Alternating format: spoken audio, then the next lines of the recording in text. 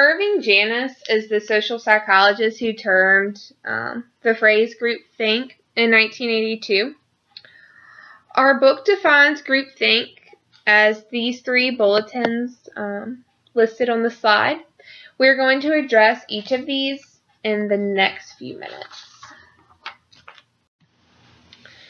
We have already learned in class how cohesiveness among groups is often a positive aspect and beneficial in making the group closer as a whole and making it more satisfying to the individual members. However, when members of a group believe that their group's decision or point of view is the one and only correct way, that is going to cause them to see what they want over reality and can lead to rationalization instead of changing an opinion or action with the evidence, because they're always assuming that what they are doing is right. When you're a jet, An example of groupthink can be found in the mindset of most gangs where members believe they're morally or socially superior to another gang.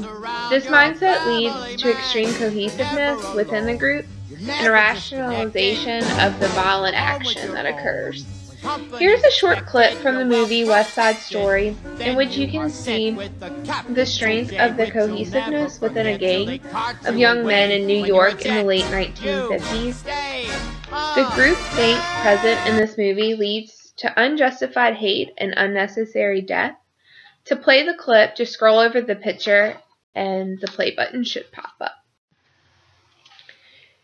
If the first part is true, with the group believing that they cannot be wrong, then they obviously will not be able to have differing opinions and dissent will be suppressed and the decision will be promoted.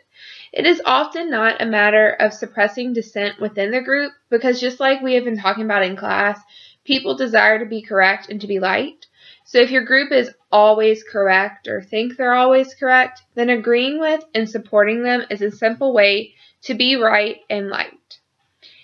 That finding indicates that people in positions, for example, military advisors and secretaries of state, have a lot of influence by having direct contact with the ultimate decision maker.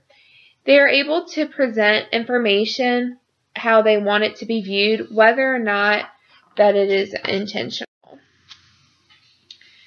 Remember, the group believes in its own inherent morality, therefore the right way, or what they believe is the right way. So even when an outside source is trying to be helpful, it will not be taken that way, and a group's leader can use the criticism to further impress the group's uprightness and the outsider's maliciousness. Hornsey and Imani did an experiment where they asked Australians to listen to criticism of their country from 3 different groups. The in group was people currently living in Australia who had lived there for a significant amount of time. The out group were people who had never been to Australia. And the experienced out group were people who had at one point lived in Australia but currently did not anymore. The results showed that the participants were more likely to view criticism from outsiders, regardless of experience, as negatively motivated, and while criticism from the in-group was not any more pleasant, it was perceived as positive, constructive criticism. The 2 main examples that the book gave for groupthink were the Vietnam War and invasion of Iraq. The U.S. continued their presence in Vietnam for 8 years at the cost of billions of U.S. dollars, and hundreds of thousands of American soldiers either died or suffered from with no progress towards their goal. In the end, Vietnam was considered an American failure and created a lot of distrust between the government and the people, which is an example of the long-lasting negative effects of groupthink. The same is true of the invasion of Iraq.